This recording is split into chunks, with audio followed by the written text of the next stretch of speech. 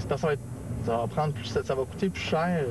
On va identifier le nombre de commandes que tu as envoyées. Tu disais, je t'en ai envoyé 4-5. OK? All right. 3.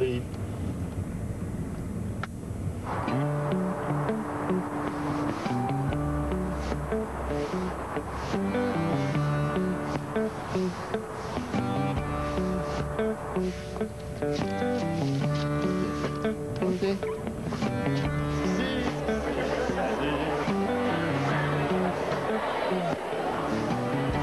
Si on parle de commerce équitable, c'est un commerce inéquitable. Bon, on va prendre l'exemple le plus facile, l'exemple du café. 1 $ le kilo pour le café, que vous passez à peu près 10 heures à ramasser. Est-ce que ça, c'est suffisant pour se payer à manger, l'électricité, l'école? Quand votre enfant est malade, est-ce que vous allez pouvoir vous payer un médecin? Est-ce que vous allez pouvoir pourvoir à vos besoins fondamentaux en eau? Non! 1 $ le kilo. 1 $ le kilo, ça veut dire avoir faim tous les jours et regarder ses enfants avoir faim tous les jours. Bienvenue en Colombie.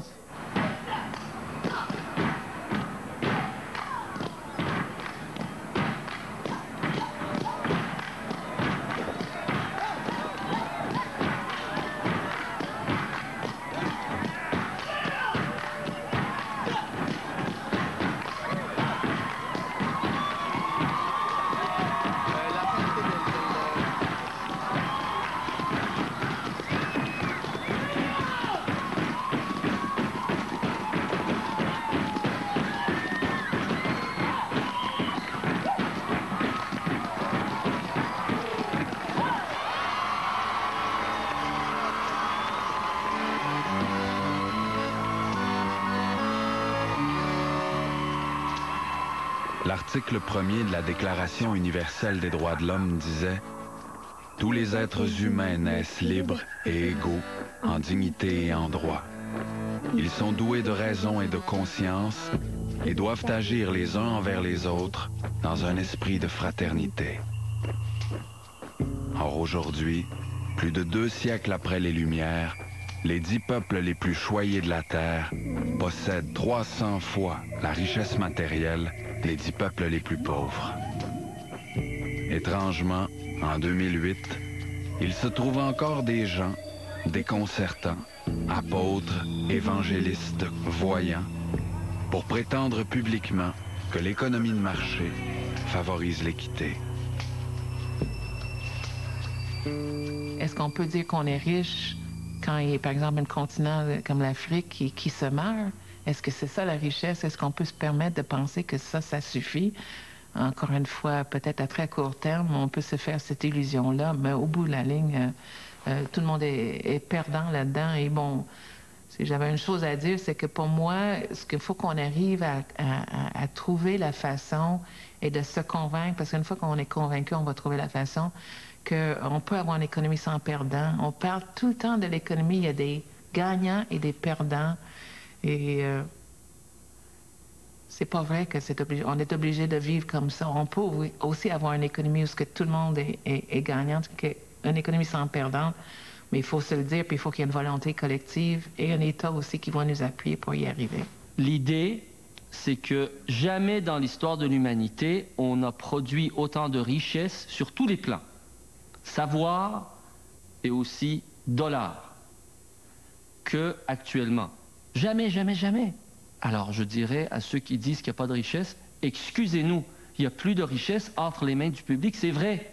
Mais il y a énormément de richesse dans la main de cette infime partie des privilégiés et de l'élite économique qui possède tous les pouvoirs, ici comme ailleurs, qui siphonne, concentre entre ses mains toutes ces richesses que les gens ordinaires produisent du fruit de leur savoir, de leur labeur, de leur travail.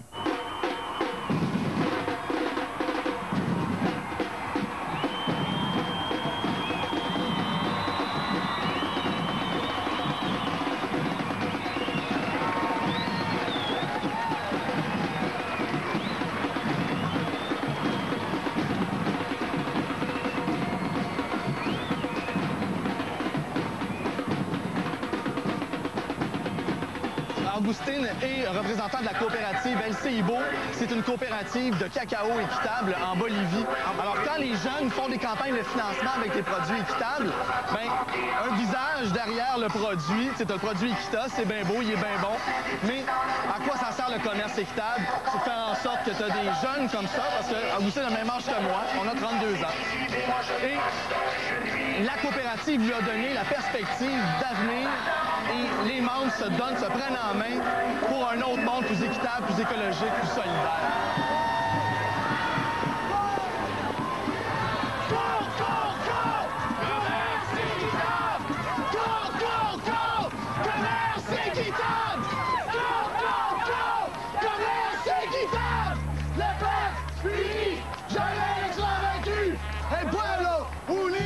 La masse et la vecino!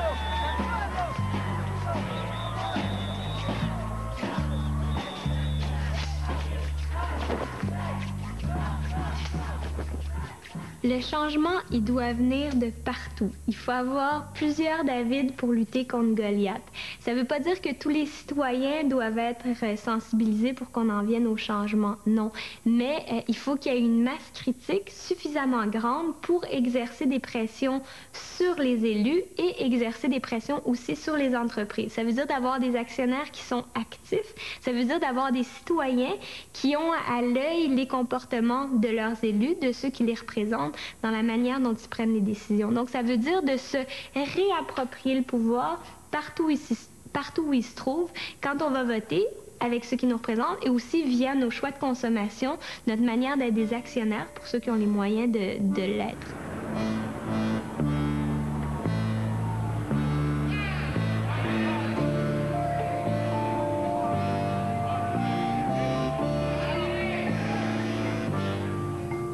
Travaux forcés, il y a beaucoup d'abus des droits de la personne. Fait que là, l'idée, c'est de dire aux entreprises, ben, premièrement, trouver des façons de savoir d'où vient le coltan, puis deuxièmement, ben, d'avoir des certificats qui prouveraient que le coltan vient bel et bien d'une mine qui est exploitée de façon responsable. S'il y a une chose qui est sûre, c'est que les pays d'Afrique qui sont en guerre, c'est des pays où ils ont le plus de ressources, puis c'est le cas du Congo. Puis, en plus, les compagnies canadiennes ont une grande responsabilité parce que c'est souvent des compagnies canadiennes qui sont là-bas, en tout cas une proportion importante des minières. Donc, on a une grande responsabilité pour changer les conditions de production des compagnies canadiennes en Afrique. Mais c'est sûr que là, pour mener ces dossiers-là, ça prend des actionnaires qui sont prêts à le faire. Puis, c'est ça qui va être le défi, là, de trouver les actionnaires.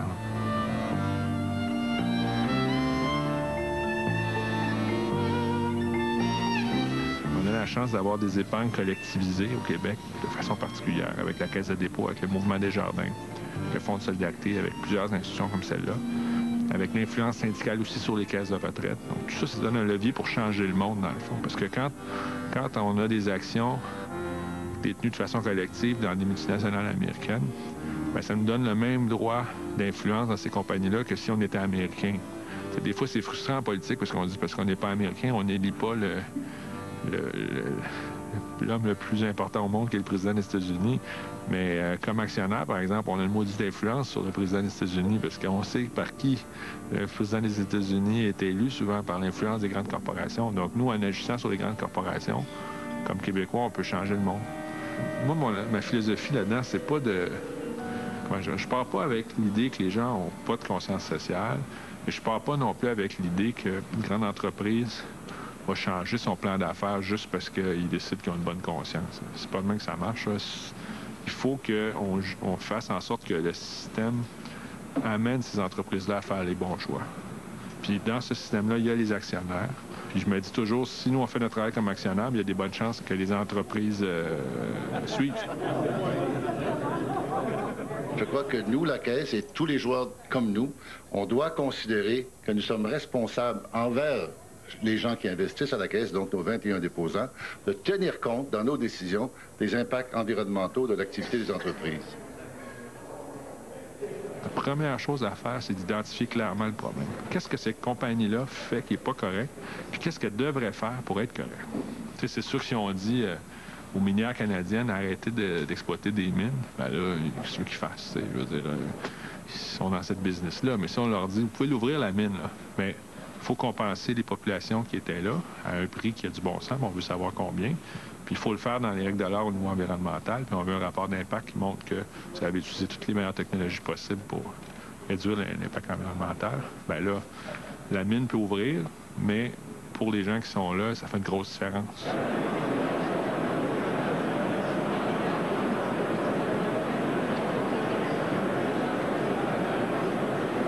Il y a développement, il doit y avoir le mot durable. Et souvent, les entreprises capitalistes, obsédées par le profit, ont occulté cette dimension. Puis là, ils se rendent compte que même le profit peut être frappé s'ils ne s'occupent pas de développement durable. On a vu des grandes automobiles, là, en négligence, payer très cher leur manque de vision.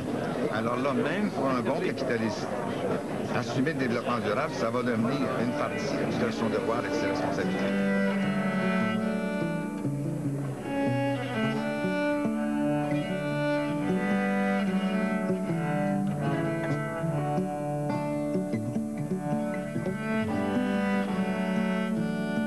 Je dirais que l'économie a pris une présence beaucoup trop forte dans nos vies. Elle devrait être là même.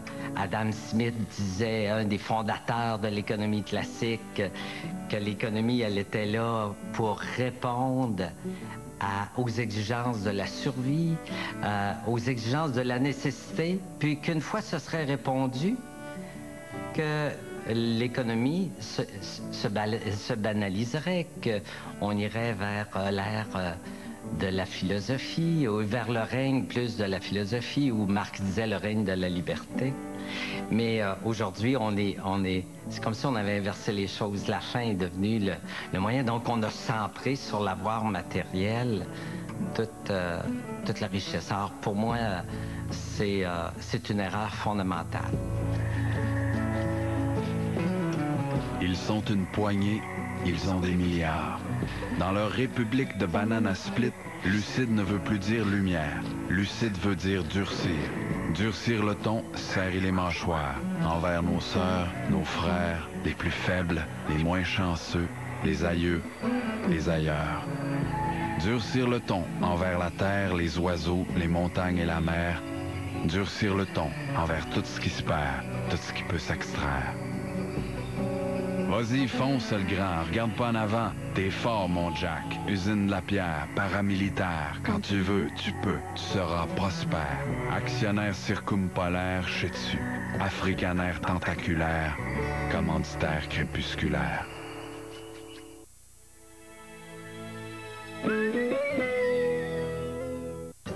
Renaultautomobile.com. Achetez au meilleur prix avec 3 ans de garantie. Nous avons 4 promotions. Vivez une expérience surnaturelle avec des reconstitutions surprenantes et des témoignages terrifiants à Antibes. Et à 23h, témoins de l'étrange vous en... Un respire. Checkez ça. On va t'écrafoirer l'État.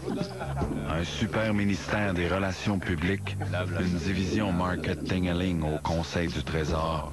Des phrases toutes prêtes, totalitaires, pour le monde ordinaire, qui servirent à l'andouette, qui servirent à l'envers.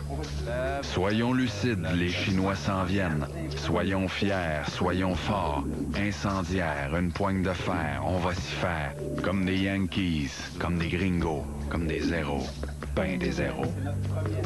Sans ça, ma gang de bougons, dans le grand concert des lardons, nous finirons en croton.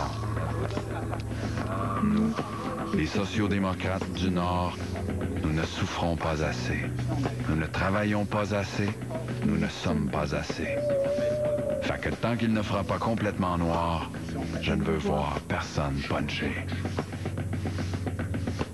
Si on veut en venir vraiment à une société plus équitable et plus écologique, il va falloir qu'on réinvente un modèle, qu'on réussisse à prendre ce qu'il y a de bon dans le socialisme et ce qu'il y a de bon dans le capitalisme et reformer quelque chose qui replace l'humain au cœur de l'économie. Et donc, pas seulement les capitaux, pas seulement des grandes entreprises, parce qu'en ce moment, le système bénéficie vraiment à une minorité. On le voit avec l'écart de plus en plus grand qui est entre riches et pauvres, mais un système qui permette vraiment de bénéficier à la masse. On sera tous gagnants là-dedans, mais il faut oser revoir certains concepts. On ne peut pas continuer avec le capitalisme sauvage tel qu'il a lieu et le socialisme poussé à l'extrême tient pas plus compte des problèmes environnementaux que le capitalisme. Donc, pour moi, il faut vraiment replacer l'environnement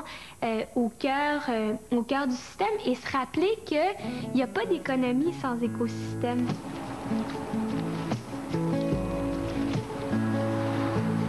Hello, Dimitri. This is Brenda Plant calling. The company I work for is a company that I started called EFICAT, and it's mostly a web-based company, and we promote socially and environmentally responsible clothing and other products. If you could give me the hourly rate or the salary that you pay your sewers. Ça, c'est tout le coton organique qu'on a fait. Sébastien. L'idée de la boutique Planète Monde, elle est venue de ces produits-là, qui sont des savons qui sont fabriqués par une coopérative en Afghanistan. Les savons prennent 6 mois à sécher et quelques temps pour arriver jusqu'au Canada. Nous, évidemment, notre public, c'est le grand public, c'est gratuit pour le grand public pour faciliter la consommation responsable pour monsieur et madame tout le monde et pour indiquer les lieux d'achat pour ces produits. Notre forme juridique, c'est une entreprise privée actionnaire. Nous sommes 2 actionnaires. On voulait aussi montrer qu'on peut être une entreprise privée avec une mission sociale et que ça peut marcher.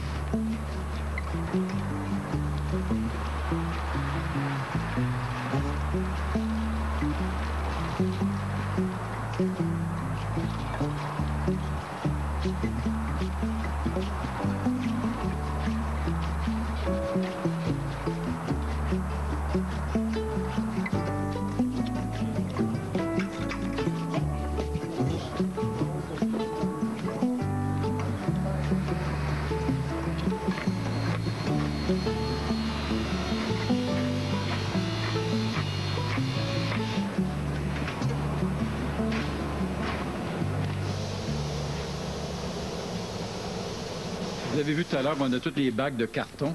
Quand on achète des produits qui sont cartonnés, on recycle tous les cartons. Ça, c'est le bac pour le métal. Tous les métaux sont séparés, l'aluminium est séparé. On essaie d'atteindre 100% recyclage. Le tissu qu'on enlève, le tissu usagé qu'on enlève sur le produit va servir d'emballage pour le produit. Donc, on va s'en servir 1 fois, 2 fois, 3 fois. Le recyclage à venir aujourd'hui, c'était l'apanage des pays pauvres. Le recyclage se faisait à Rio, le recyclage se faisait en Afrique.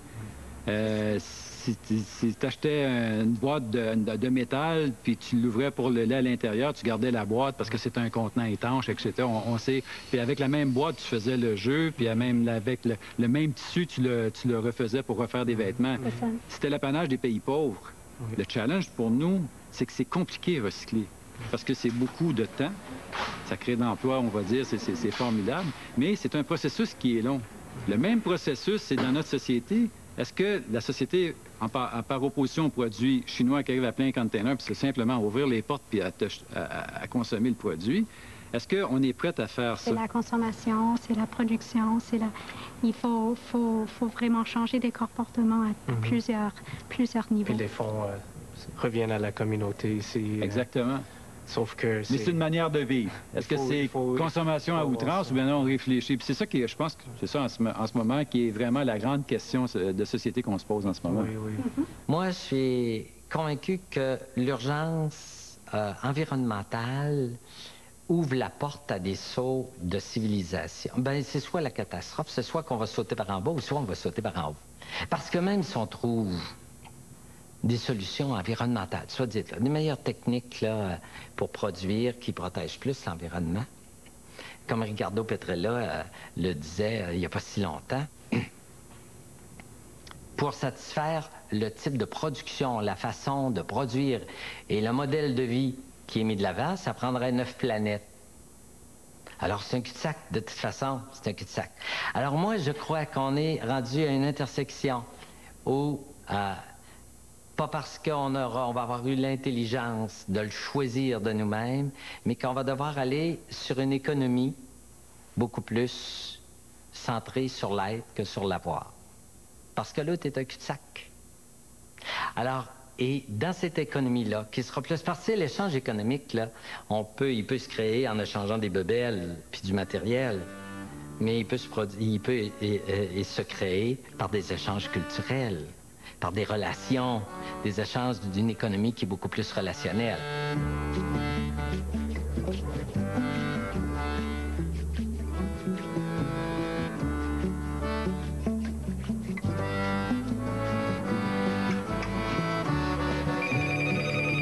Allô? Bonjour. Yes! Ça va bien? Ben oui, Marie Chagnon, toi? Oui, hey, t'as fait des belles entrevues hier. Bienvenue à la caisse de Gaspé, Manon. Bonjour. Bonjour, Manon. Vous fermez à quelle heure? 5 heures. Comment 5 heures? OK, merci. Bienvenue. Salut bien, hein? Passe une bonne journée. Et Claude, quand tu dis les véhicules l'attendent, ce sera un véhicule, hein? Non, sont 6 avec bien du bagage. Fait que la 4x4 va être tout. Ben non, mais on va être là déjà au gîte. Ça fait que c'est pas loin, c'est 20 minutes. On enverra soit Christian avec une vanne ou... La Grande Traversée, c'est un gros budget, hein? C'est 1 million d'argent avec des retombées économiques très, très importantes, des retombées médiatiques incroyables pour le milieu. Juste au niveau de la couverture médiatique, toi, l'année passée, on a évalué à plus d'1 million de dollars pour la Gaspésie, là. Tout le monde qui parle de la Gaspésie l'hiver, le plaisir de venir ici, c'est quelque chose quand même. D'un petit événement de ski de fond, c'est devenu l'icône, dans le fond, du tourisme d'hiver en Gaspésie. Tu m'as fait 6 %? Exactement. C'est-tu le meilleur taux que tu peux me faire? Oui, sur ce montant-là, oui. OK, exactement. Moi, je gère la Grande Traversée comme mon entreprise privée. J'endosse personnellement. Là. Ça fait partie de... Ça fait partie de l'organisation. Fait que... mais je suis toujours très confiante. Parce que quand tu n'es pas confiant en affaires, je pense pas que tu puisses réussir. Puis moi, là, j'ai jamais travaillé pour l'argent. J'ai jamais travaillé pour avoir un compte en banque ou... Je bâtis beaucoup plus pour réaliser des choses puis amener des belles affaires dans la Gaspésie. Ça fait que c'est toute une autre philosophie, hein, de femme d'affaires.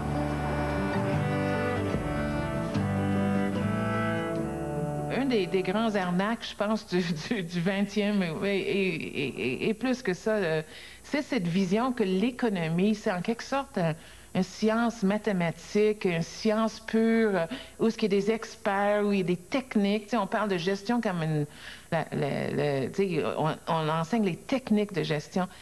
L'économie, c'est une science humaine. L'origine du mot économie vient du mot grec « l'ordre dans la maison ». C'était comment on organise notre maison. Et donc, l'économie, dans les faits, c'est comment une société produit des biens et des services et comment on les échange entre nous. Et ça veut dire qu'il peut y avoir toutes sortes d'économies. Hey, Daniel, tu devrais peut-être, si tu avais un tournevis pour visser la poignée de la porte, elle est en train de tomber. OK, s'il te plaît, merci. Ben oui, Roberto, ça va bien? T'es-tu revenu? OK. On est en train de se préparer pour partir. Ça va-tu bien à Val d'Espoir? Hey, génial, Roberto. Je te remercie 1000 fois pour tout, mon ami, hein? Ça fait te travailler fort, ma Daniel. Oui, mais ça s'en vient bien. Oui, il rajoute des petits détails à... Allez-vous avoir des enfants des écoles aujourd'hui qui vont venir porte ouverte? Oui, petite Gaspé, puis... Allô, Ben, ça va bien? Oui, ça va. C'est beau? Oui, maman. On se parle, en tout cas. La Grande Traversée, c'est sûr, c'est un événement qui est sportif parce que c'est 300 km de ski de fond. Mais avant tout, là, c'est un événement profondément humain. Les personnes, même dans les échanges commerciaux, la quête qui nous intéresse, même si on ne le reconnaît pas, même si on ne le dit pas, même si à mains égards on le nie, au cœur, il y a la rencontre de l'autre est là. Au cœur, le rapport humain est là.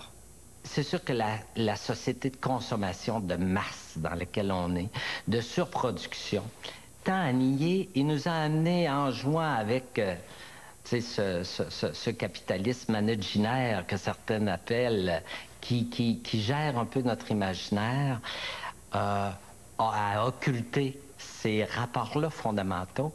Mais moi, je pense que chez une majorité de personnes, c'est encore là.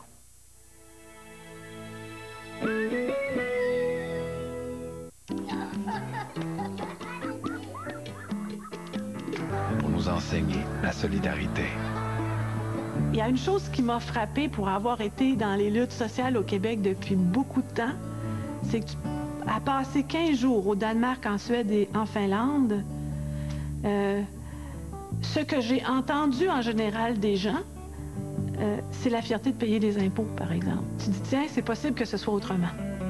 Moi, c'est une chose qui m'a frappée. Une compréhension que les finances publiques sont là pour assurer des valeurs communes auxquelles on croit.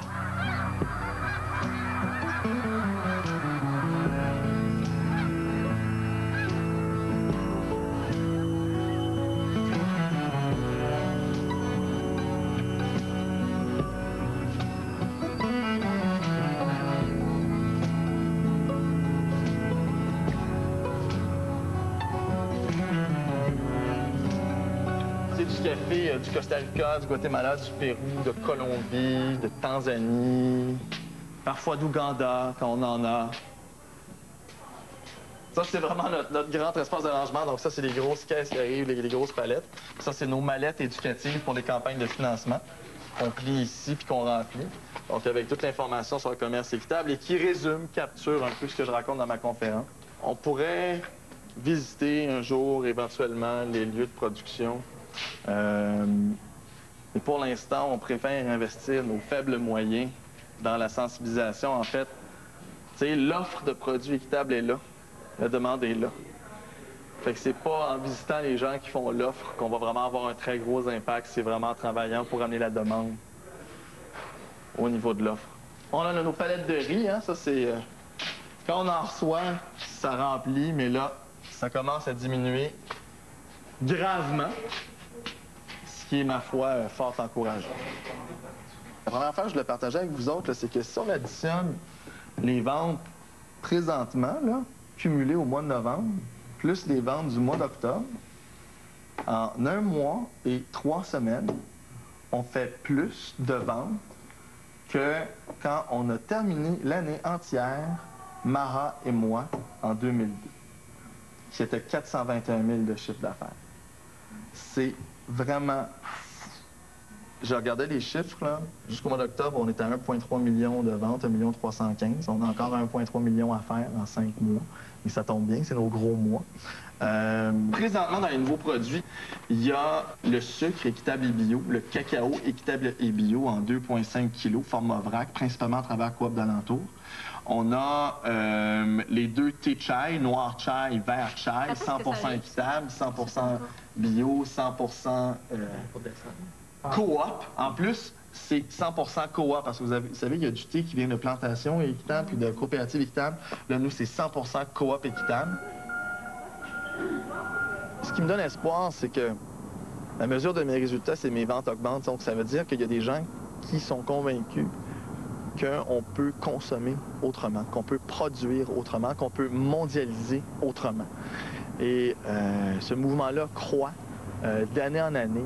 Le succès du commerce équitable en est une mesure, le succès de l'agriculture biologique en est une autre, le succès de développement de projets citoyens de réappropriation, soit de l'entreprise par le biais de coopératives de travailleurs, de réappropriation d'un lieu public pour en faire un bien collectif. Puis ça se passe pas juste dans mon coin, là, c'est pas juste Montréal, là. Ça se passe partout dans le monde, ça se passe en Argentine, ça se passe au Mexique. Il y a encore tout un défi d'accessibilité, l'accessibilité du prix équitable du produit, puis l'accessibilité géographique, il faudrait l'avoir proche de chez nous pour pouvoir poser le geste de solidarité. Puis ça, c'est le plus gros défi, ça nous bouffe des heures, ça nous bouffe du gaz, on déplace nos communautés un petit peu partout au Québec pour rendre le produit accessible par des dégustations en magasin, convaincre les acheteurs, fournisseurs, convaincre les acheteurs dans les écoles pour faire des campagnes de financement. Donc, il y a beaucoup de travail, de débroussaillage. Puis après ça, c'est ce qu'on appelle commercialement, il faut closer la vente parce que le petit producteur, il n'a pas besoin d'une petite tape dans le dos en disant « Quelle belle cause tu fais ». Le petit producteur, il a besoin de vendre. Puis c'est pour ça qu'on est là. Moi, si je sors une seule personne de la pauvreté, ma vie est faite, là. Puis j'ai un talent, j'ai une grande gueule pour en embarquer d'autres dans ce mouvement-là. C'est-à-dire, si tu rames contre le courant ou tu décides de te partir une autre rivière à côté, puis cette rivière-là, elle va être propre, elle va être belle, elle va être solidaire, puis il y a plein de monde qui veut venir se baigner dedans.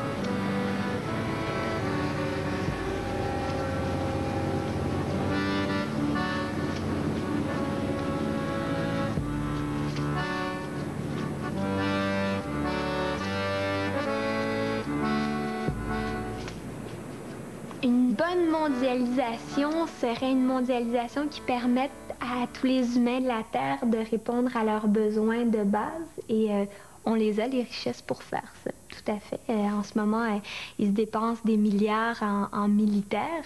D'ailleurs, c'est plus de 3 milliards par jour qui se dépensent pour l'équipement, pour les armées, tout ça partout à travers le monde. Puis on dit qu'il suffirait de moins de 9 jours de ces dépenses-là pour répondre aux besoins de tous les enfants en eau, en aliments, en éducation de base. Donc, c'est vraiment une question de priorité. Donc, si on réussissait par la mondialisation à avoir cette vision plus globale et se sentir responsable les uns des autres, on agirait différemment et on, comme citoyens, mais on aussi comme habitants de pays riches.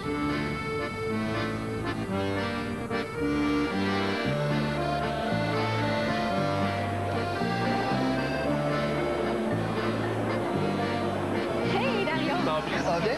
Oui. Toi? Alors, viens que je te montre une graine de café en de chocolat. Moi, je vais prendre plutôt celui-là. Ça ne te dérange pas. Il y aura autant de caféine dans ce morceau de chocolat-là que dans le grain de café. Regarde! Tout ça est emballé par la filiale de la Coop au Sri Lanka. Ça, c'est dans la Coop. Ça, quand c'est vendu 8 piastres, la Coop capte 25% du prix final au consommateur. C'est pour ça que je peux dire qu'il y a équitable et équitable.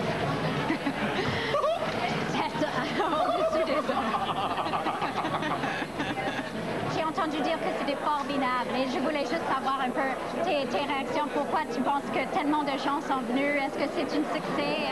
C'est un succès incroyable. En tout cas, je pense qu'il y avait une énergie. Il y avait des gens de toutes les régions. Il y avait des gens de 20 pays. Alors là, les gens sont mobilisés. On s'engage, on va faire ci, on va faire ça. Le monde va faire un high collectif, on peut dire. Parce que les gens ont senti qu'il y avait vraiment une force vive, qu'il y avait beaucoup de gens qui travaillaient ensemble, qu'il y avait des liens entre des aussi grands mouvements que le mouvement des jardins, avec des initiatives de groupes communautaires, de gens qui fabriquent des sacs avec des matériaux récupérés. Tout ça, moi, j'ai beaucoup aimé la diversité des points de vue dans la taille des organismes québécois, puis aussi à l'international. Il y avait beaucoup de représentants africains, latino-américains, une grande délégation du Brésil aussi. La conférence du midi était donnée par 2 Brésiliens. Là, tu sens à quel point le Brésil, c'est beaucoup plus militant et à quel point le message qu'ils nous envoyaient, c'était c'est beau l'initiative individuelle et tout ça, mais avez-vous pensé à imposer des taxes aux compagnies multinationales qui n'ont pas des pratiques qui sont éthiques? Avez-vous pensé à militer, à avoir des gestes plus politiques? Fait que c'était une interpellation du Sud que moi j'ai trouvé super intéressante. On a-tu compris la richesse qu'il y avait dans l'égalité? C'est la richesse pour une société. Puis il y en a plein. Il y a un avantage pour la santé.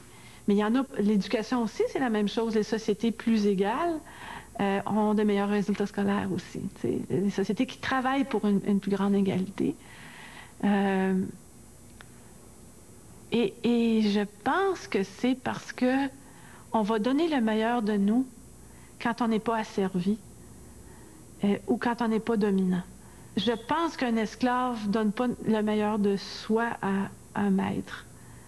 Et je pense que quelqu'un qui ne pense qu'à sa fortune ne donne pas le meilleur de lui ou d'elle à son entreprise non plus.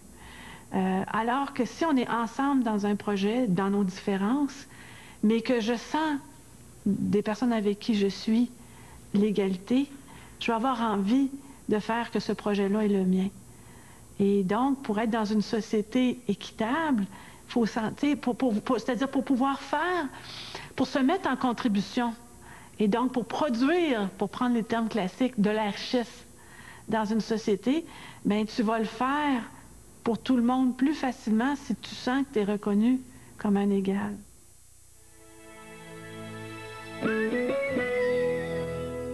Côté beauté, ils ont les plus beaux modèles et les plus beaux choix. Côté chalet, vous n'avez qu'à trouver le terrain de vos rêves et à choisir votre modèle. Maison Usinée Côté, le plus important constructeur de maisons usinées sur la Rive-Nord. Téléphonez au 1-800-896-Côté.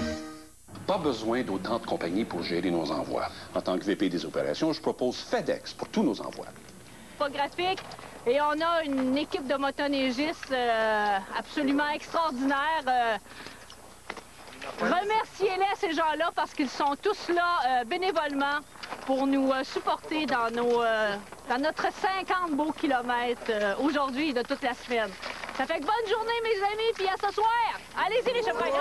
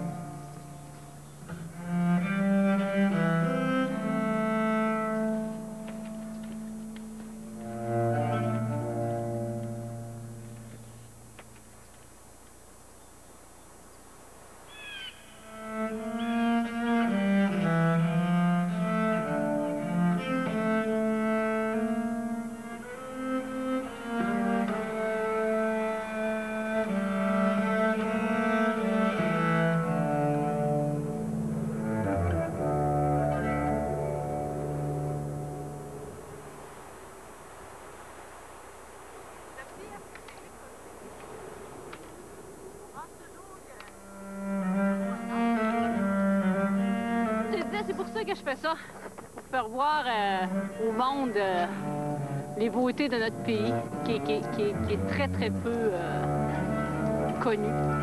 T'sais, on est quand même à 1000 km de Montréal, puis combien de Québécois ne savent pas qu'on a une richesse comme ça.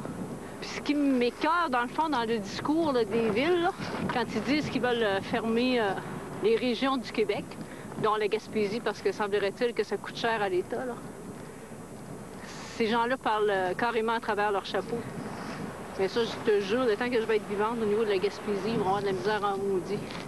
Moi, mon grand-père m'a dit un jour, ma fille, c'était un sage, un pêcheur, puis un bûcheron. Il dit un jour, tu vas comprendre, il dit que quand on est gaspésien, il dit la mer, ça allonge le regard. Ça élargit l'œil, puis ça agrandit le dedans. Ça fait que c'est ça, ce pays-là.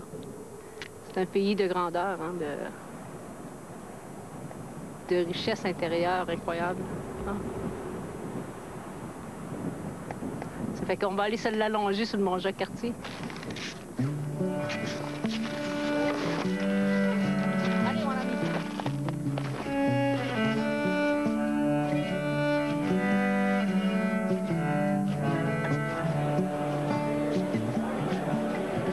À l'occasion de ce sommet de l'économie sociale et solidaire, nous, les acteurs et actrices de l'économie sociale issus des mouvements associatifs et communautaires, coopératifs et mutualistes, culturels, environnementaux, sociaux, syndicaux, des organismes de coopération internationale et de développement local et régional, nous déclarons avec fierté et détermination notre engagement en faveur de la construction d'une économie sociale et solidaire aux échelles locales, régionales, nationales. Ces réalisations, rappelons-le, constituent une résistance active au contexte mondial où la croissance économique génère trop souvent de la pauvreté et des inégalités tant sociales que L'emploi et la territoriales. création de richesses sont des préoccupations importantes pour le développement du Québec.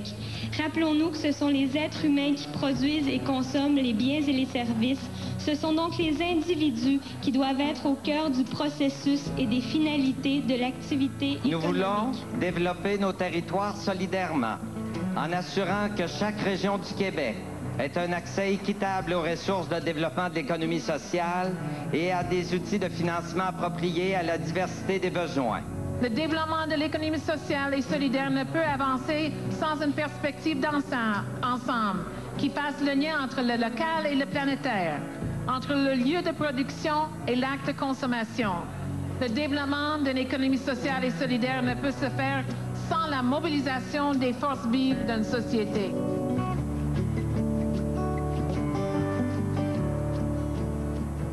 On voudrait être ensemble, libres, égaux, égales, en dignité et en droit. Comment on agit pour générer ça? Je pense qu'il y a...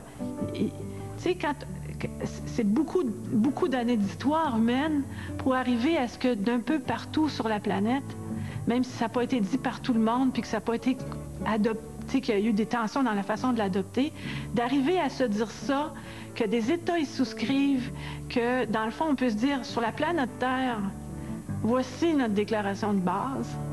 C'est pas pire.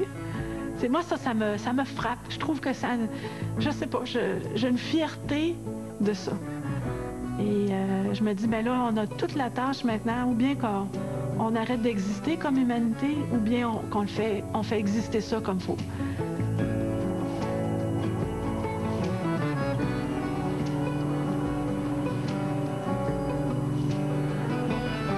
Nous voulons vivre dans un pays qui offre une résistance, qui oppose une voix ferme aux armateurs de cœur de pierre. Nous voulons vivre sur un territoire économique distinct. Nous voulons vivre dans un pays qui remet en cause la croissance économique perpétuelle. Un pays qui reconnaît avec humilité ses erreurs passées. Nous voulons vivre dans une social-démocratie, dans un pays qui enfante une marée de gestes solidaires. Nous voulons être un peuple qui relève la tête pour refonder l'imaginaire.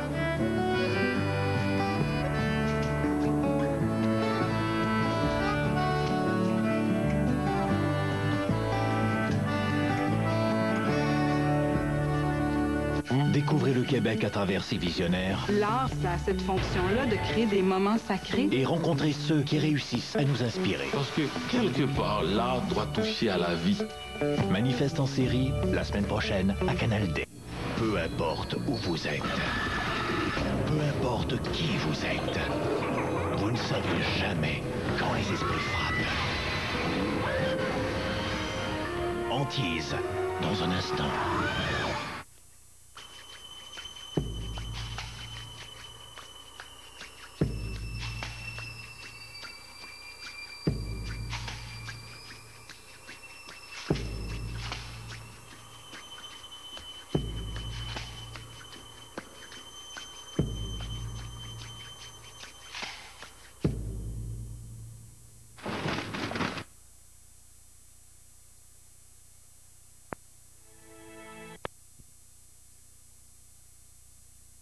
C'est pas suicider.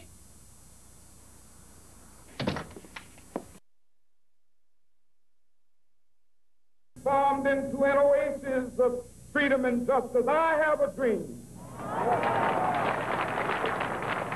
My 4 little children will one day live in a nation where they will not be judged by the color of their skin, but by the content of their character. I have a dream today.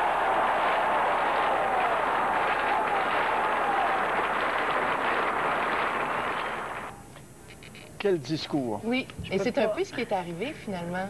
parce que c'est pas les enfants de Luther King, mais Obama, c'est l'héritier et il est jugé pour la force de son caractère, la force de ce qu'il peut proposer. C'est-à-dire que jamais plus un noir américain pourra dire je suis limité dans ma carrière éventuelle, je ne pourrai jamais être le président des États-Unis, c'est pas vrai. À partir de demain, ce sera vrai. Mais il reste qu'il y a encore beaucoup de... Hein, il y a encore beaucoup d'inégalités entre les Noirs et les Blancs aux États-Unis. Il y a encore de l'inégalité entre les Noirs et les Blancs. Il y a encore de l'inégalité aussi avec les Hispanos, les Latinos. Et c'est pour ça qu'hier, quand Barack Obama a pris le micro là, dans le fameux concert We Are One, puis bon, alors il est sorti, puis là, ce qu'il a dit, je suis, enfin, il a parlé que lui, il est président, mais président des Noirs, des Blancs. Martin Luther King, lui, c'était le mouvement noir, mais lui, c'est noir, blanc. Il a même dit gay. Il a même mentionné les gays, straights and gays. Donc, c'est pour dire on est inclusif, là, on parle de tout le monde.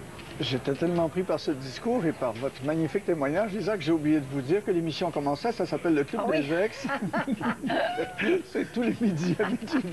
Bonjour Lisa, bonjour Marie, bonjour Jean-Pierre et bonjour Benoît qui est à Jonquière, bonjour Benoît Bouchard est à Jonquière avec nous. Bonjour Benoît. J'ajouterais, Simon, à ce que Lisa et Marie ont dit, c'est que les États-Unis, c'est la terre du meilleur et du pire. Et d'une certaine façon, Luther King faisait référence au contenu de la Constitution américaine. Et sans le dire, il rappelait que cette Constitution-là était un espoir, un rêve aussi. Parce qu'entre le jour où elle a été écrite, cette Constitution, et le moment où on arrive aujourd'hui, en 2009, il s'est passé une couple de siècles, plusieurs décennies d'injustice.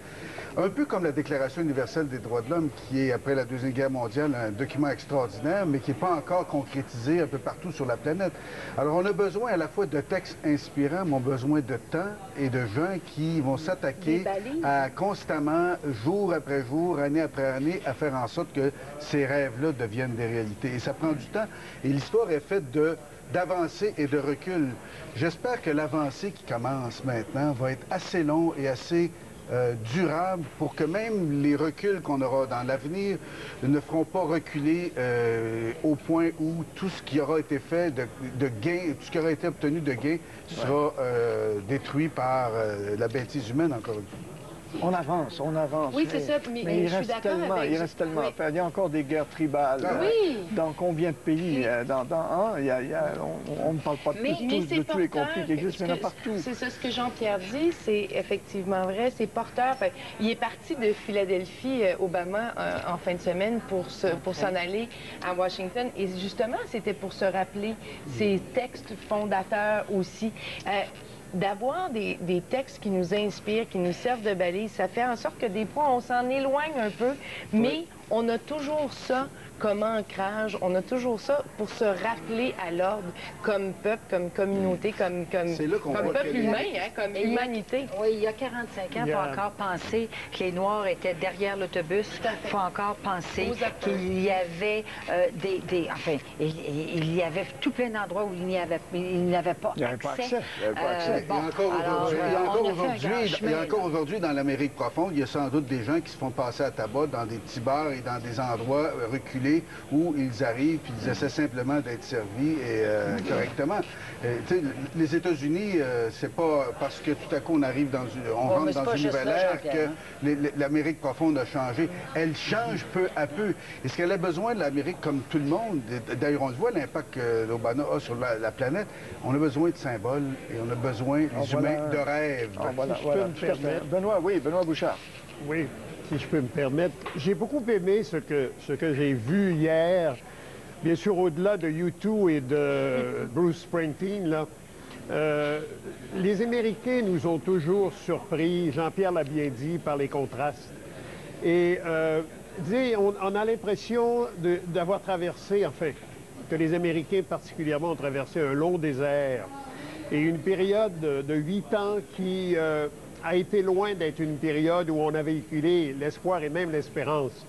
Alors aujourd'hui, c'est d'autant plus amplifié que ça se conjure, comme vous disiez tout à l'heure, avec le discours de Martin Luther King. On fait référence à Kennedy également.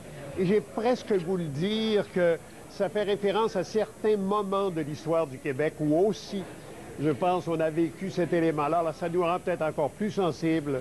Et évidemment qu'il reste encore beaucoup de choses à régler, que dans un an, on parlera peut-être autrement. Mais moi, je pense qu'il faut jouir. J'ai presque le goût de dire, il faut profiter de ces moments d'espérance. Ils ne sont pas tellement nombreux dans la société dans laquelle nous vivons. Il faut penser quand Benoît parle de l'histoire du Québec, là, il y a deux moments qui me viennent à l'esprit. Il y a Jean Lesage et la Révolution tranquille avec son discours Maître chez nous. Maître chez nous. Puis il y a 15 novembre 1976 qui était un extraordinaire moment. Et encore là, un peu comme Obama. Bon, Obama a eu une majorité, mais une majorité, il y a 46 % au moins de gens qui ont voté contre lui. Bon, René Lévesque, quand il a pris le pouvoir, je me rappelle, j'étais un des députés. C'était 40 % le prix de pouvoir, 40 % avec notre système électoral. Je veux dire que, mais malgré tout, on avait l'impression, dans les jours qui ont suivi, un peu comme là, que c'était l'ensemble de la société qui participait à cette ère d'effervescence. Par la suite, il y a eu des déceptions. C'est pour ça que je disais qu'Obama connaîtra, lui et son gouvernement, puis le peuple américain aussi, leur déception. Comme l'a dit, hein? C'est pas votre gang, Jean-Pierre, mais la Trudeau-manie en 67. C'était un vent d'espoir qui soufflait sur tout le Canada. Mais il l'a dit aussi dans son discours, il ne fait que le répéter aussi hier, il l'a dit, il va y avoir des ratés. Il va y avoir... Ça va être long. Déjà, il le répète, on l'avait remarqué, et là, c'est pas le premier discours, mais il le répète toujours, il va y avoir des ratés, ça va être long, mais ensemble, on est capable. Mais il faut dire une chose, c'est que il a, au départ, le plus fort taux de popularité. Il est à 84 % en termes de taux de popularité. Ça bat Kennedy, tous. C'est le plus haut taux de popularité. Et ex-président Bush, bientôt, a, lui, le plus haut taux d'impopularité. Alors, ce qui est intéressant, c'est que l'impulsion que donne Obama peut peut-être accélérer les choses. On est conscient, là, il baisse les attentes, puis c'est très correct parce qu'à un moment donné, un seul homme, malgré le fait qu'il soit bien entouré, tout ça, peut pas réaliser des choses et virer un navire aussi gros que celui de l'économie mondiale, puisque c'est ce qu'on lui demande, ou à peu près, dans 24 heures. Toutefois, ça a eu une impulsion positive, puisqu'il y a un indice de confiance qu'on mesure aux États-Unis, et cet indice-là, tous les spécialistes avaient dit qu'il serait en bas de 60 à ce moment-ci. Et au contraire, il a augmenté. Donc, il était à 60, il a augmenté à 61, c'est peu. Mais on sent donc, et on a dit que l'économie était basée en grande partie sur la confiance. Si les Américains peuvent reprendre confiance dans quelques gestes qui seront posés là, dans les premiers 100 jours d'une présidence de M. Obama, peut-être que ça pourra donner un signal intéressant et remettre les choses sur les rails. À cet égard-là, je crois qu'il va avoir intérêt à poser des gestes rapidement, c'est-à-dire dans les jours qui viennent. Par exemple, un geste symbolique qui serait assez extraordinaire à envoyer, c'est-à-dire un président, Guantanamo, mais le président en exercice peut donner des libérations. Il pourrait libérer le petit enfant soldat, le petit cadet, puis peut-être à la limite le renvoyer au Canada, ou au moins, il pourrait poser un certain nombre de gestes. Mais il y a quelque chose qui m'a agacé ce matin, je lisais les journaux, on donne toutes sortes de détails, là, comment ça va se passer. Puis parfois, il y a des incohérences qui sont des espèces de petites tumeurs. Par exemple, on va payer 50 000 $ pour avoir accès à un dîner privé avec Obama demain soir. Et donc, encore là, si on a de l'argent aux États-Unis, on va être dans le cercle restreint. J'aurais aimé ça qu'Obama casse ça, puis qu'on ne soit pas obligé d'avoir 50 000 $ américains pour être dans le cercle restreint des événements où le président va être là lui-même en chair et en os. C'est un symbole, ça aussi. Il faut faire... Benoît, oui. Oui, il faut faire attention, là. M. Obama est susceptible d'apporter un certain nombre de changements. Ce que croit Jean-Pierre réfère, là, c'est une coupure radicale dans une culture qui est enracinée aux États-Unis depuis très longtemps. Donc, je ne m'attends pas et je ne veux pas nécessairement ce genre de geste-là. Il y a des choses, entre autres au niveau, par exemple, de l'aide à l'enfance, au niveau du régime d'assurance. En fait, il y a des choses, des gestes qui sont importants. Je regarde en politique étrangère. Disons que M. Obama profite de la décision d'Israël d'imposer une trêve volontaire. Je pense que c'est sûrement un grand cri de soulagement là, à Washington parce que ça va lui faciliter les choses. Mais, encore une fois, il ne faut pas être trop idéaliste à ce niveau-là. Maintenant, en même temps, on peut s'attendre à ce que les gestes, les premiers gestes, soient fortement symboliques. Ben mais d'autant plus... OK, excusez-moi, je peux juste dire aux téléspectateurs, ce sont des... Hop, on a perdu l'image. Bon, c'était des images en direct de Barack Obama et de Michelle Obama. On ne sait pas exactement où ils sont. Ah ben voilà, vous les revoyez de nouveau.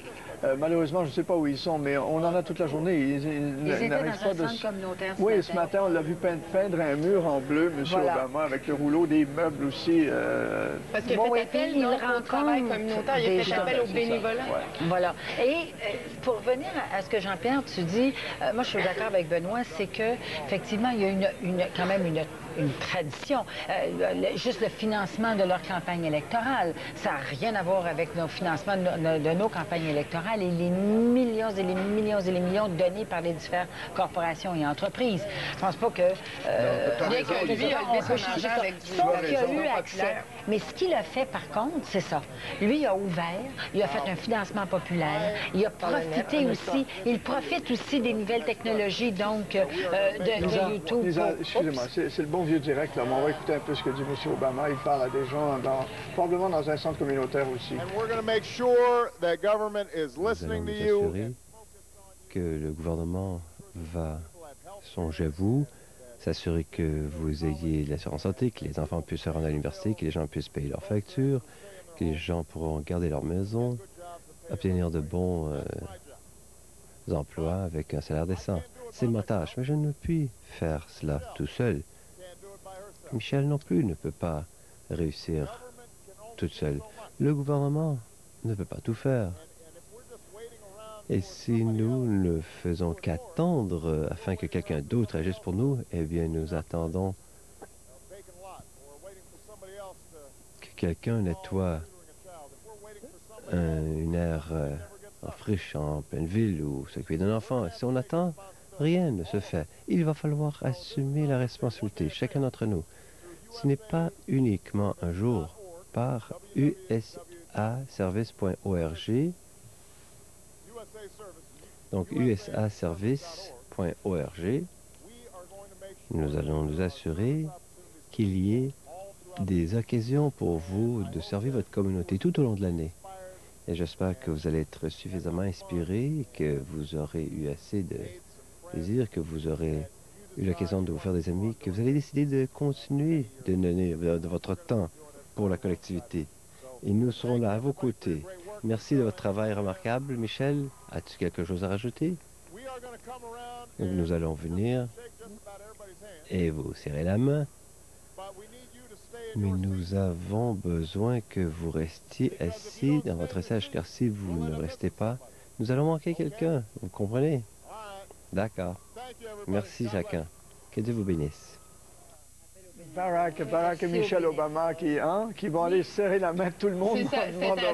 Restez assis à vos places. Parce on voit l'animateur communautaire en lui, c'est ce qu'il a été. Alors là, vous allez faire ça comme ça, vous êtes comme ça, mais c'est l'appel, donc, l'appel à la responsabilité.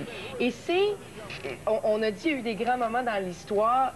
Probablement que l'élection de Kennedy aussi était un grand moment de l'histoire où on avait l'impression qu'on arrivait à un moment charnière de la vie des États-Unis. Et il avait demandé la même chose. Ne vous demandez pas ce que votre pays peut faire pour vous. Demandez-vous ce que vous pouvez faire pour votre pays. Et c'est donc le retour à dire, ça ne sera pas magique. Chacun doit additionner sa contribution. Chacun doit faire en sorte que les choses se mettent à bouger. Et c'est inspirant, c'est intéressant. Et il dit, pas juste aujourd'hui. Parce que là, les gens, vous êtes tous excités. Là, oui, OK, c'est aujourd'hui, il y a une fête spéciale. Tout le monde fait son heure de bénévolat. Mais il faut continuer. Il faut le faire de manière redondante. La mesure qu'on va pouvoir prendre dans quelques années, ça aura été, quand tu disais tantôt, bon, ben, la culture américaine, c'est une culture, c'est du pouvoir, qu'il y a de l'argent, etc. Puis les élections se fait beaucoup avec l'argent. C'est vrai. Mais justement, est-ce que les gens ne rêvent pas de faire les choses autrement? C'est pour ça qu'ils l'ont choisi. Et bon, on va y donner le temps. Mais dans quelques années, quand il aura fait, par exemple, on peut penser qu'il fera comme la plupart des présidents 2 mandats, dans 8 ans, quand il quittera la Maison-Blanche définitivement, s'il avait réussi, lui et son administration, à faire en sorte que des éléments de la culture américaine aient commencé à changer profondément. C'était encore une fois, c'était symbolique ce que je disais tantôt. Mais j'aurais aimé ça, moi, que le Obama qui entre en fonction demain soit entouré de gens, qui ne soient pas juste des gens qui sont capables de mettre 50 000 piastres sur la table pour pouvoir être là avec lui. Oui, il le fait là, mais demain, quand c'est le nouveau président des États-Unis, puis qu'il y a un dîner privé avec le nouveau président, pourquoi ce ne sont que des gens qui ont les moyens? Je comprends que c'est dans la culture américaine, mais ce que je veux dire, c'est que c'est un symbole. On change les symboles. Je comprends que tu casses le party un peu, là, mais c'est ça pareil. Non, mais Jean-Pierre, ça, c'est nouveau. Ce que tu vois, là, ça, c'est typique à lui. La communication qu'il a par l'Internet, ça lui appartient, lui. Cette volonté d'aller dans le milieu, parler beaucoup de healthcare, social, tout le filet social qui n'existe pas aux États-Unis, puis que vous, je l'ai pas dit, qui existe, mais c'est ça. Mais que les républicains ne veulent pas entendre parler, ça lui appartient à lui. C'est déjà des, à mon avis, en tout cas, je ne sais pas ce que vous en pensez, mais c'est déjà des gros changements. Écoutez, Benoît, si je peux oui. Je pense que, en fait, Jean-Pierre a fondamentalement raison. La seule chose, c'est que j'ai l'impression que le changement ne se fera pas aussi rapidement, mais qu'il va se faire. Je vous ramène à Kennedy, par exemple. Kennedy, en 60, on était dans le même état d'esprit. On se rappelle que rapidement, il a été pris par la politique étrangère, en particulier la baie des cochons et compagnie. Et j'ai presque le goût de vous dire, en 68, la Trudeau-manie, Simon y a référé tantôt, on avait à peu près le même état d'esprit. On se rappelle de la situation à l'époque.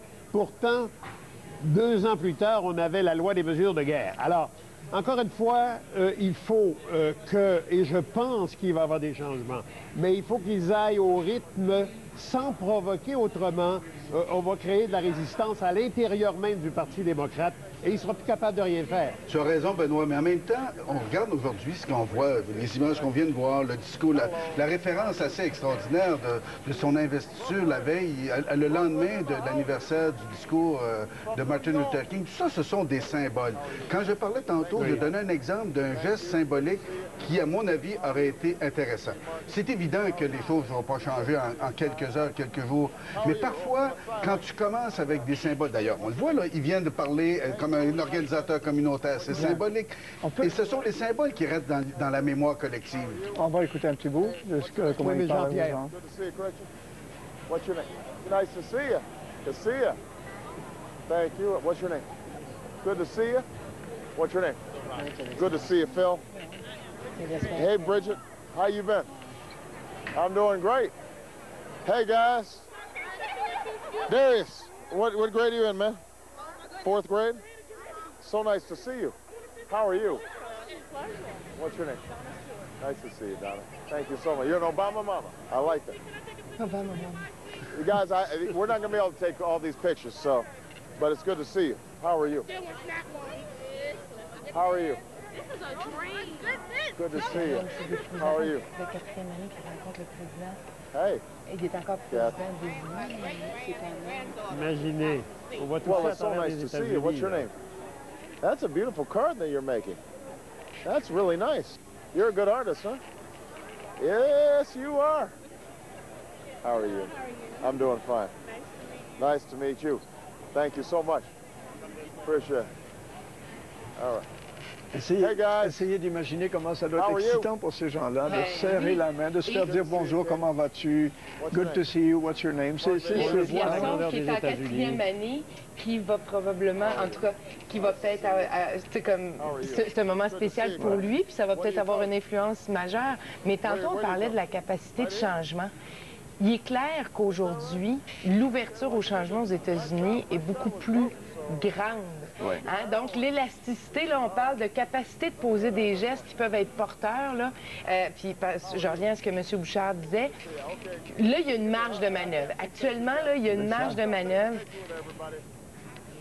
pour poser des gestes qui peuvent avoir une portée, parce que là, il y a une ouverture. Et effectivement, cette ouverture-là va diminuer parce que la lune de miel étant ce qu'elle est, les gens vont le regarder avec un œil peut-être un peu plus critique. Partout dans le monde, les gouvernements qui arrivent en fonction, quand ils commencent une nouvelle ère, ont intérêt à poser leurs gestes symboliques au début pour marquer puis pour donner le ton. Hein? Oui, Pierre, l'air, c'est parce qu'il y a une chose aussi, il y a une opportunité en plus pour lui, parce qu'avec tous les avantages dont on parle actuellement, il quitte, et les États-Unis quittent aussi l'ère Bush, et honnêtement, chacun dit que ça a été désastreux pour eux. Alors, ce n'est pas de reprendre une continuité, en continuité avec, ou d'améliorer quelque chose. C'est vraiment, et avec plaisir, de dire on quitte l'ère Bush pour embarquer dans l'ère Obama. C'est intéressant ce que tu viens de dire, parce qu'on est aussi en politique le produit des événements.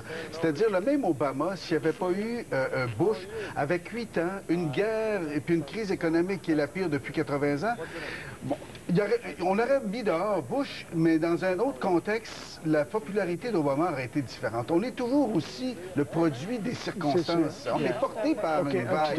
Un petit tour à Benoît, puis on va changer de sujet après. Allez-y, Benoît. Oui, c'est l'évolution, disons, normale.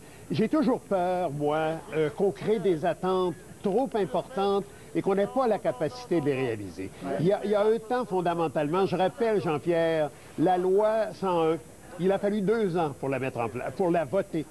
Si je me rappelle bien, la réforme électorale, c'est en 79, il a fallu 3 ans.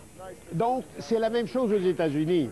Je veux dire, ce qui me plaît aujourd'hui, là, c'est qu'ils parlent beaucoup de politique intérieure. Alors qu'on voit les États-Unis, Afghanistan, Iran, Palestine, aujourd'hui, c'est de politique intérieure. Et je pense que c'est ce que les Américains s'attendent de lui. Mais puis baisser les attentes, on l'a vu tantôt, hein, dans toutes ses allocutions, il baisse les attentes en disant je ne le ferai pas seul, vous devez contribuer. Et donc, c'est la capacité aussi de dire, ben là, il faut pas s'imaginer que tout va arriver du jour au lendemain. Mais en passant, dans son programme, lui, les 3 premières choses qu'il a à faire, c'est 1, l'accès à la liquidité, parce que même les entreprises, les industries n'ont plus accès à la liquidité. Les banques et au crédit, les banques sont prises à la gorge. Deuxièmement, s'assurer que les gens ne perdent pas leur maison. On voit maintenant, jour après jour, les gens perdent littéralement leur maison, et carrément leur maison, et créer de l'emploi. Mais on voit que les États-Unis restent encore, malgré la montée de la Chine, puis le retour d'une certaine façon de la Russie, reste l'empire romain du 20e et du 21e siècle. Je visionnais il y a quelques jours, j'ai reçu un cadeau, la 2e série là, de Rome. Là. Bon, mais quand tu vois ça, puis que tu regardes ce qui se passe aux États-Unis, tu te dis finalement, Obama, c'est le nouveau Jules César. On va l'acclamer comme on acclamait César dans les rues de Rome, après une immense victoire sur ses ennemis d'Égypte ou de Gaulle. J'espère qu'il n'y aura pas le même sort après. J'espère aussi. Regarde... Les coups de poignard dans le dos, c'est jamais très, très intéressant. Non, mais c'est ça. Les États-Unis restent le pays phare au monde actuellement. Il y a des gens partout dans le monde qui sont là aujourd'hui. Ils le sont, écoutez, je vais vous dire, c'est bien évident. Ils le sont, et particulièrement ces jours-ci, à un tel point que nous sommes en train de bousculer notre émission du Club des Indes. Je voulais qu'on parle, puis on va le faire là, après la pause. Je veux qu'on parle de ce qui se passe chez nous, parce qu'il y en a de l'actualité politique pas mal chez nous. Il y a d'abord le froid entre Jean Charest et Stephen Harper, on va en parler tout de suite après la pause. Il y a le caucus du Parti libéral du Canada, la coalition, qu'est-ce qui va arriver de cette coalition, l'ADQ qui se cherche et qui non seulement cherche un chef, mais qui se cherche. Et puis, bon, il y a plein d'actualités de chez nous aussi. Alors, bon, on devait y consacrer un petit peu plus de temps, mais évidemment, c'est assez important ce qui se passe là. Il y a un tel symbole dans ces images que vous voyez tous en ce moment même. Un Barack Obama en chemise, les manches roulées, qui serre des mains, qui parle aux gens comme s'il était, monsieur tout le monde, et qui est en même temps perçu comme un sauveur. Son expérience communautaire est de terrain. Et ça paraît parce que souvent, on va voir un premier aller et s'efforcer. Ils vont embrasser des bébés, puis on voit que, regarde, c'est pas dans leur nature d'embrasser des bébés. Alors que lui, on le voit, c'est naturel, c'est terrain. Marie me passait la remarque tantôt. Rappelez-vous juste l'image de George Bush quand il était assis dans cette école où on lui a appris qu'il y avait la catastrophe du World Trade Center. Il était assis comme un bonhomme qui ne savait pas ce qu'il faisait là dans cette école. Bien avant l'annonce, enfin quelques minutes avant l'annonce, on voyait des images en direct. Et George Bush ne savait pas du tout quoi faire assis dans une école de classe d'enfants. Bon, alors écoutez, on va s'arrêter, on va faire la pause maintenant. Et puis après la pause, on va parler de sujets plus canadiens, disons. Hein? Restez avec nous tout de suite. Thank you. She didn't tell that. She didn't say that to me. I'm teasing. All right. We're going down that end. All right. Guys, if I start getting autographs for everybody, everybody will want one, and I'll be doomed. You know, I'll never get out of here. Thank you. Thank you.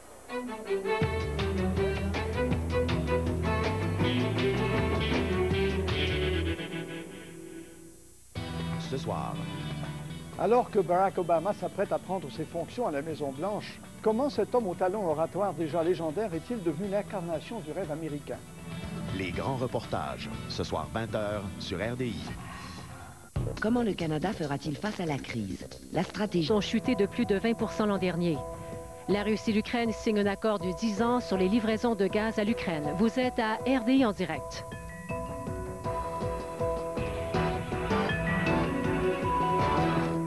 Pour un mardi mémorable. Dès 6h, les activités autour de l'investiture. À 19h, Barack Obama à la Maison-Blanche, animé par Anne-Marie Dussault. Et à 21h, le téléjournal suivi d'une rétrospective. Mardi, sur RDI. Quand j'ai vu les montagnes, j'étais sous le choc, c'est le cas. D'homicide involontaire pour les événements de Mayor Thorpe il y a 4 ans. Je ne sais pas si vous vous souvenez, 4 agents de la GRC avaient été tués. Sean Hennessy et Dennis Cheeseman étaient au départ accusés de meurtre prémédité. Ils ont aidé le meurtrier à monter une embuscade dans une ferme de la petite ville de Mayor Thorpe en Alberta. Le tueur, il s'appelait lui James Roscoe. Il a tué les 4 policiers et il s'est enlevé la vie par la suite. Alors voilà que ces 2 hommes, ces 2 complices en quelque sorte, viennent de plaider coupables à une accusation de meurtre involontaire. Alors nous revenons au Club des Ex et à la politique canadienne parce qu'il s'est passé bien des choses ces derniers jours. Il y a eu la rencontre des premiers ministres vendredi à Ottawa. Jean Charest est sorti de là assez isolé. Devrait durer toute la journée. 8 nouvelles accusations de corruption et d'abus de confiance déposées contre l'ex-procureur de la Couronne, Jean-François Morancy. Jour férié à la mémoire de Martin Luther King, Barack Obama fait du travail communautaire. Selon l'ONU, les investissements étrangers dans le monde ont chuté de plus de 20% l'an dernier. La Russie et l'Ukraine signent un accord de 10 ans sur les livraisons de gaz à l'Ukraine. Vous êtes à RDI en direct. Je pense que c'est un geste merveilleux, une façon très claire de souligner le rapport étroit entre le Canada et les États-Unis, et c'est un rapport sur lequel nous avons travaillé fort. Bon, écoutez, pour ce qui est de l'avènement de l'ère Obama, eh bien, certainement, comme je l'ai déjà dit, comme je l'ai dit à l'époque de l'élection, c'est le premier président afro-américain. Le symbolisme est de taille, vous savez, c'est toute une page de l'histoire américaine qui se tourne. Cela étant dit, nous n'avons pas d'illusions sur les défis énormes que le président Obama devra relever. À sa place, pour ce qui est de l'économie, j'aurais 2 priorités, entre autres, premièrement, les mesures de stimulation économique, la nécessité de viser juste à cet égard, et deuxièmement, tous ces efforts visant à stabiliser le secteur financier américain, qui continue d'éprouver des difficultés importantes. Je sais que nos entreprises ici, comme je l'ai dit, sont préoccupées par le resserrement du crédit, mais la situation est beaucoup mieux que ce que l'on constate aux États-Unis. Ce sera un défi de taille pour l'économie mondiale, jusqu'à ce que ce soit rétabli. Donc, nous attendrons les gestes posés en ce sens. Et au-delà de ces 2 priorités, ce que j'ai à dire, c'est la même chose que je lui ai dit à M. Obama déjà, à savoir, dans tous les défis qu'il devra relever, il n'aura pas de meilleur ami, de meilleur voisin et de meilleur allié que le Canada et les Canadiens. Je peux répondre. J'ai mentionné que sur le plan économique, le président Obama sera confronté par deux choses très importantes. Un, le plan pour le stimulus américain. Évidemment, nous faisons la même chose, la situation là, avec un déficit déjà permanent et beaucoup plus difficile et beaucoup plus important. En même temps, la nécessité de prendre des actions additionnelles pour stabiliser le marché financier aux États-Unis. Les institutions financières restent en grande difficulté. Je sais qu'il y a des difficultés ici. Je viens de parler avec des hommes, des femmes d'affaires ici sur la situation avec le crédit pour nos industries, mais c'est une situation beaucoup meilleure au Canada. Et à moins qu'on puisse trouver une solution aux États-Unis, ça va continuer à être un grand problème pour l'économie mondiale. Je peux mentionner, évidemment, je devrais mentionner aussi en français la nature historique de cet événement. L'élection du premier président noir des États-Unis est une grande étape pour ce pays. Et comme je viens de mentionner, j'ai dit au président Obama, comme il cherche des solutions aux grands défis qui sont devant lui, il aura au Canada son plus proche ami et allié pour confronter ces problèmes. Michael Tutun, CPRET.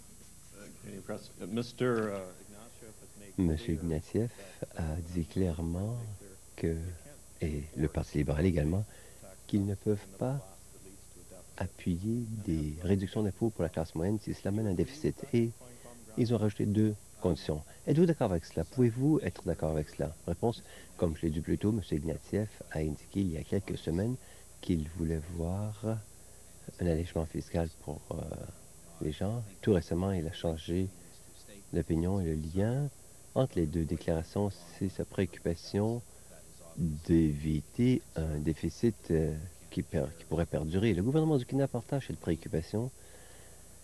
Donc, je pense que c'est un consensus qui s'est dégagé à cet égard. Et au sein du G20, nous sommes d'accord qu'il faut stimuler nos économies grâce à des déficits, mais que cela ne peut pas être rendu permanent. Donc, nous ramons à l'unisson là-dessus. Nous ramons à l'unisson également sur la notion fondamentale que la classe économique doit faire partie intégrante de notre rétablissement économique. Comme je viens de dire, M. Ignatieff a mentionné son appui pour les réductions de taxes et des impôts pour la classe moyenne. Il y a 2 semaines, il y a 1 semaine, il a mentionné le contraire, mais je pense le message là et ces inquiétudes en faire un déficit permanent, évidemment, c'est quelque chose que nous partageons. C'est important de stimuler l'économie maintenant avec des déficits à l'heure actuelle, mais d'éviter un déficit à long terme. Et c'est aussi essentiel d'inclure la classe moyenne dans un plan de renforcement de notre économie. Et je pense que j'espère que nous pourrons établir un consensus sur le budget et sur ses objectifs. And we have time for one last question. Lane Ferguson, CTV. Une dernière question. Monsieur le Premier ministre, vous semblez être prêt à être à l'écoute des préoccupations de M. Ignatieff. Êtes-vous prêt à n'importe quoi pour assurer votre survie à titre de gouvernement? Réponse, écoutez, nous allons proposer un budget qui, selon nous, est dans l'intérêt de l'économie et qui va représenter le jugement collectif du peuple canadien, tout en comprenant qu'il y a bien des demandes contradictoires. Tous les partis au Parlement ne sont pas d'accord sur tous les points et les points de vue divergent parfois, mais il y a quand même un consensus assez large. N'oubliez pas que le Parti libéral a été plutôt général dans sa liste de souhaits. Donc, on n'a pas beaucoup de détails. Ce gouvernement devra assumer la responsabilité des détails. Mais nous aurons un budget qui se veut le reflet d'un consensus élargi, incluant des préoccupations à court et à moyen terme. Et je pourrais rajouter ce qui a été intéressant avec l'opposition, et si vous regardez les néo-démocrates, par exemple, et l'opposition antérieure aux réductions d'impôts pour les entreprises, à la recherche d'un consensus avec les libéraux, ils ont dû abandonner cette position. Donc, par conséquent, j'estime qu'il y a des thématiques communes qui émergent. On n'est peut-être pas d'accord sur tout, mais je pense que nous allons offrir un budget qui sera le reflet des demandes formulées par le public. Manifestement, nous ne ferons pas ce que nous pensons être contraire à l'intérêt général. J'espère que le consensus sera trouvé. Merci beaucoup. Voilà le premier ministre Harper, et on me dit que M. Ignatieff commence lui-même à l'instant un point de presse. Alors nous allons malheureusement mettre fin au Club des ex de cette façon. Et comme il n'y a pas de Club des ex demain, on parlera de politique canadienne. Demain, M. Obama toute la journée. Alors mercredi, écoutez, on viendra là-dessus. Peut-être qu'il y aura des éclaircissements de la part de M. Ignatieff et de M. Harper. Christine Fournier prend la suite des choses et commentera pour vous cette rencontre de ce point de presse de M. Ignatieff et de M. Harper, que je n'ai pas le temps de vous résumer. Merci beaucoup. Mais il y a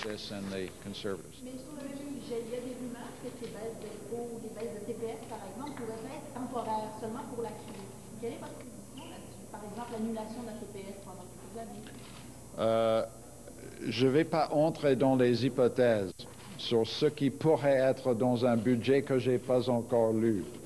Ce que j'ai dit dans la réponse d'avant, c'était que